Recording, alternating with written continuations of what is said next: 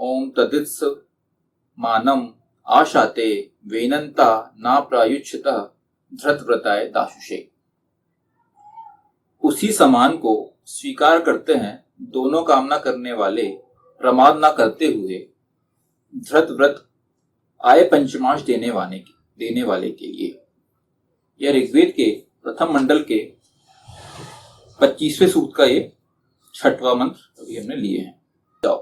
लेकिन भगवती सीता का ये था कि मेरे आप पति हैं तो मेरा तो ऑब्वियसली कर्तव्य है कि मुझे तो आपके साथ जाना ही जाना है। फिर वहां से लक्ष्मण जी ने बोले कि नहीं मैं भी जाऊंगा, क्योंकि वही वहां पे उपलब्ध थे, बाकी दो भाई तो वहां पे थे नहीं उस टाइम में। वो दो भाई होते तो वो भाई भी चले जाते, लेकिन ये था कि लक्ष्मण जी भी चलेगा और वो सब पूरा चलेगा। लेकिन पॉइंट क्या है देखने की बात ये कि वो उनके जीवन में पहले तो डाउनवर्ड आया, डाउनवर्ड चैनल में चले गए, वो नीचे की तरफ गए। फिर 14 वर्ष के बाद जब वापस से वो आए तो उनका जीवन वापस से स्टार्ट हो गया, रीसेट हो गया। फिर से वही राजा बन गए, वहां पर राजा बन गए, सब कुछ जीवन चालू हुआ। पॉइंट क्या है? पॉइंट ये है कि आपकी लाइफ में, भगवान की लाइफ में भी, भगवान राम की लाइफ में भी चैलेंजेस आए थे। उनकी फैमिली की लाइफ में भी फैमिली पॉइंट ऑफ व्यू से प्रॉब्लम्स, चैलेंजेस उनको आए थे। लेकिन वहां पे उन्होंने कैसे डील किया आपको समझने की आवश्यकता है। वहां पे जो रिश्ता है, जो पति पत्नी का जो रिश्ता है, वो वहां पे बड़ा स्ट्रांग था, क्योंकि उनका जो बेसिस था वो अपने जीवन को एक दूसरे के साथ अच्छे से जीना चाहते थे। इसके लिए क्योंकि पति पत्नी का ये रिलेशन होता है कि जीवन को अच्छे से जीना है और आगे हमें अपने जीवन में और आगे बढ़ते जाना। हमारे बच्चे आएंगे, उनको भी अच्छा संस्कार देना, अच्छी शिक्षा देना, उनको भी आगे बढ़ाना। तो ये आपका जीवन हो जाता है। ये अगर चीजें नहीं रहेंगी तो आप पाएंगे ये सब प्रॉब्लम्स होंगी। और आज की डेट में, जो कलयुग में अब जब हम हैं यहाँ पे, आज की डेट में हमारी सबसे ज्यादा सोच है तो विवाह के लिए जो गड़बड़ होने, आप देखेंगे कि ऐसे बहुत सारे एग्जाम्पल मिलेंगे आपको कि शादी हुई फिर अगले दिन डिवोर्स होने लगा, ये परेशानियां होने लगी। ये सबका प्रॉब्लम क्या है? सबकी प्रॉब्लम यही है कहीं ना कहीं जो पुरुष और जो औरत है वो विवाह को लेके उतने शायद मैच्योर नहीं है, या उनकी मैच्योरिटी के साथ साथ शायद उनकी जो अंडरस्टैंडिंग है वो शायद थोड़ी कम है विवाह को लेकर। यार ठीक है, कोई बात नहीं। हमारे टाइम में जो हमारी जो मान्यताएं हैं वो विवाह को बोला जाता है कि साथ पूरे जीवन भर का पूरा साथ है, और अगले जो जितने भी जन्म होंगे उन सब जन्मों में भी आप पति पत्नी।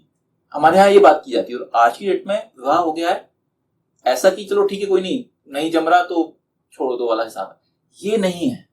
तो इसके लिए प्रॉब्लम्स आज की सबसे ज्यादा आ रही है। तो विवाह को, तो यहाँ पे यही बात बोली गई कि जो आपका वेनंता है, जो पुरुष और औरत है, जो पति पत्नी है, उनको हमेशा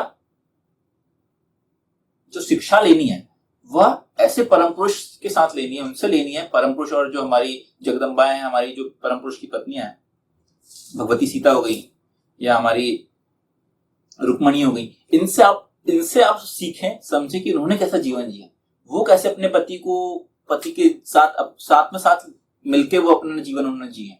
तो यही हमें पुरुष और औरत को दोनों को इनसे सीखना पड़ेगा। और सीख के फिर अगर आप अपने जीवन में आगे बढ़ेंगे तो आप पाएंगे कि आपका जीवन भी वैसे ही सुख शांति और समृद्धि के साथ भरा हुआ रहेगा जैसा उनका जीवन रहा था। ये बात फुटनोट यही बात करता है। धृतव्रत आय पंचमांश देने वाले के लिए न प्रयुच्छतः धृतव्रताय। धृतव्रत दानशील धृतव्रत आय पंचमांश देने के लिए परम पुरुष का अनुगमन किया जाना आवश्यक है। किसी परिस्थिति में किसी अच्छे उद्देश्य के लिए धन दान करना अलग बात है, और हर समय आय प्राप्ति पर आय का 5वां हिस्सा आजीवन धर्मार्थ दान करना अलग बात है। धृतव्रत दानशील धृतव्रत आय पंचमांश देना उसी व्यक्ति के लिए संभव है जो निरंतर ईशान प्रणिधान, वेदाध्ययन और वेदाचरण करते हुए परम पुरुष का अनुगमन करता हो। उसके संपर्क में रहने से धर्माचरण और निरंतर दान देने की भावना उत्तरोत्तर बढ़ती चली जाती है और स्थायी रूप से बनी रहती है। इस विषय में कहीं कोई प्रमाद व्यक्ति को ग्रस्त नहीं कर पाता। देखिए, अब जैसे ये बात आपकी कामना किए जाने वाले पुरुष और औरत की आई, जो कामनाएं कर रहा है कि हमें अपने लाइफस्टाइल को अच्छा करना है, एट द सेम टाइम अगली बात में क्या आ गई? दान देने की बात आ गई। ये वेद की खासियत है। आप देखेंगे हमेशा जहां पे भी भोग की बात आएगी ना, तुरंत ही वहां पे एक त्याग की बात हमेशा की गई है। ये वेद की खासियत है, आपको इसको समझना पड़ेगा। जहां पे वेद क्या करता है, वेद कभी भी आपको एक तरफा बात नहीं बोलेगा। वेद में ये बात ये बात की जाती है कि आपको भोग भरपूर करना है, भोग करने में कोई कमी नहीं। आप पति पत्नी पुरुष औरत मिलकर कामनाएं करो, आगे बढ़ो और जितना अच्छा जीवन जी सकते हो आप जियो। लेकिन एट द सेम टाइम साथ ही साथ आपको एक ये भी चीज बोली गई कि आपको आपके जीवन में जो दान है, ये दान की भावना भी रहनी चाहिए। ऐसा नहीं है कि आपकी कामनाएं आप परम पुरुष के तरीके से, जगदम्बाओं के तरीके से आपने जीवन जिया, आपने बहुत ज्यादा धन संपत्ति शोहरत हर चीज आपने हासिल कर ली, और वहीं पे आप अपना जो मूलभूत है त्याग के साथ भोग वाली जो बात है, तेन त्यक्तेन भुंजी था वाली जो बात है, आप उसको भूल गए। ये नहीं करना। इसके लिए जैसी यहाँ पे बात की गई थी कि आप कामनाएं करते हुए आगे बढ़ो, सिमिलरली बोल दिया कि आपको फॉलो भी वही करना है जैसा परम पुरुष ने अपने जीवन में दान की बात की। तो होता यही है, पॉइंट यही है कि आपको यहाँ पे यही बोला गया कि एक नॉर्मल तरीके से दानशील होना एक अलग बात है। नॉर्मल दानशील मतलब क्या कि मेरी जब मर्जी आई तब मैंने दान कर दिया, लेकिन इसको आपको एक नियम की तरह बांधने की बात की गई है, जो धृत व्रत की बात की गई है। धृत व्रत दाशुषे, यहाँ पे वही बोला गया कि दानशील के लिए, धृत व्रत दानशील के लिए, यहाँ पे धृत व्रत बोला गया उसको, इसको एक व्रत तरीके से बोला गया, ये व्रत है। मतलब ये जो चीज है ये आपका एक नियम है जिसकी तरह आप बंध गए।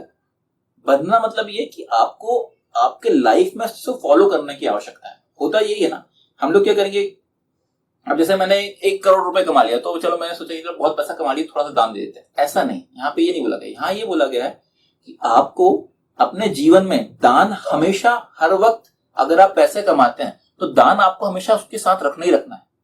इसके लिए यहाँ पे जो वेद की जो व्यवस्था है, वेद की व्यवस्था में बोला गया है पूरा ये है कि आप दान हमेशा करता है।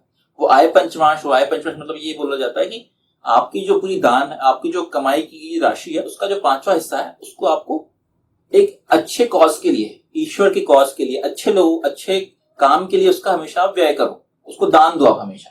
ये हमारे यहाँ पे व्यवस्था। आय पंचमांश जो है, जो वर्ड है, शब्द है, इसका मतलब यही होता है आय पंचम अंश, आय का 5वां भाग। तो ये बोला गया है यहाँ पे, दाशु से बोला गया दान करने के लिए। तो आपके जीवन में दान जब तक होगा नहीं तब तक आप पाएंगे नहीं कि आप उन्नति कर रहे हैं। आप देखो उस चीज को भी, आप देखो, आप समझने के लिए देखो कि दुनिया का जो सबसे इस समय इंडिया की बात करते हैं, भारत का जो सबसे अमीर व्यक्ति है वह इस समय है धीरू भाई अंबानी के जो लड़का है वो है आपका मुकेश अंबानी। धीरू भाई अंबानी के जो दो लड़के हैं, मुकेश अंबानी और अनिल अंबानी। तो इस समय जो धीरू भाई अंबानी का जो लड़का है, धीरू भाई अंबानी अपने टाइम में बहुत बड़े अमीर इंसान थे। आज की डेट में उनका जो लड़का मुकेश अंबानी, वो दुनिया के भी मैं कहूँ टॉप 10 में 5वें नंबर में, ऐसा कुछ नंबर उसमें आता है, इंडिया का सबसे ज्यादा अमीर व्यक्ति।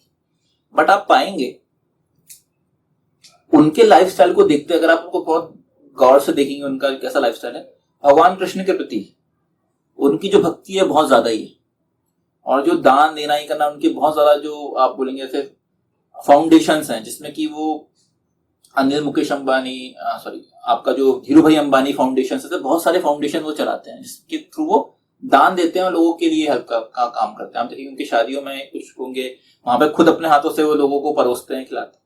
पॉइंट क्या है? पॉइंट ये है कि जो सबसे ऊपर वाला जो व्यक्ति है, मैं उनका एक दिन रिलायंस का, मैं जो इनका वो होता है आपका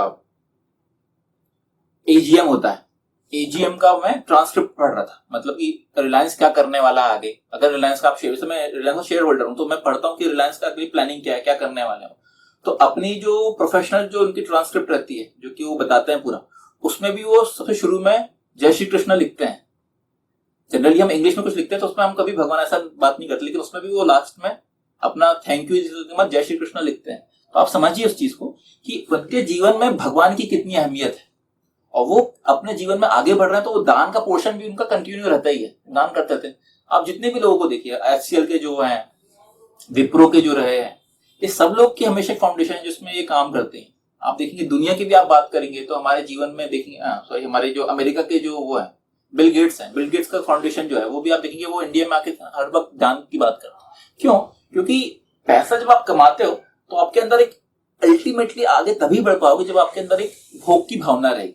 तो इसके लिए यहाँ पे ये बोला गया है कि आपको इन चीजों के साथ हमेशा बंधने की आवश्यकता है। मतलब इसको क्या है, आपकी लाइफ का आप हिस्सा बना लीजिए।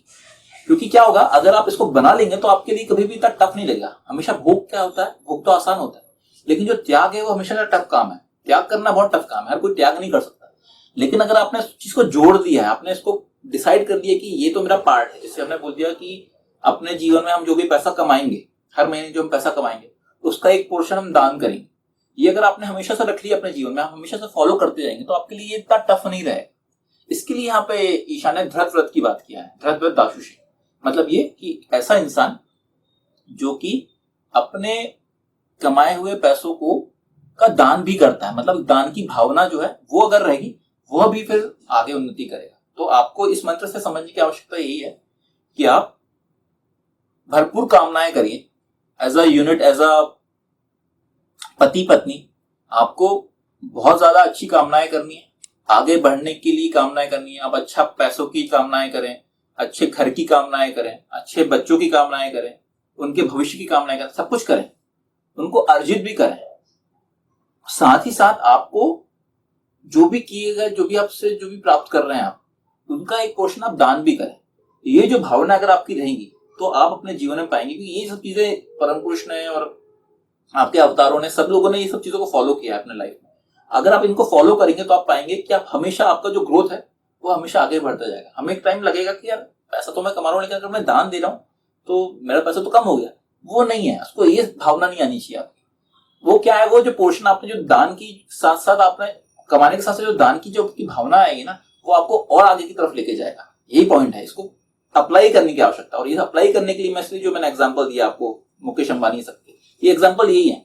ये लोग इतना, हम भी सोचते हैं कि यार ये तो दुनिया का सबसे अमीर आदमी है, ये इतना पैसा क्यों लुटा रहा है, लोगों को क्यों दे रहा है, क्यों ऐसा दान कर रहा है, इसको तो अपना और एम्पायर आगे बढ़ाना चाहिए, क्यों इतने मिलियन इतने बिलियन ने दान कर दिए, क्यों कर रहा है वो? क्योंकि वो यही है, आगे भी बढ़ते रहेंगे। उनको क्या है, कहीं उनको पैसों की कमी नहीं आएगी कभी भी। ये चीजें व्यवहारिक रूप से अप्लाई करेंगे तो आप पाएंगे कि इन सब चीजों का असर होता है। क्योंकि देखिए ये सब कुछ नियम है, वेद के नियम है, और वेद के नियम हमेशा अप्लाइड है ऑटोमेटिकली।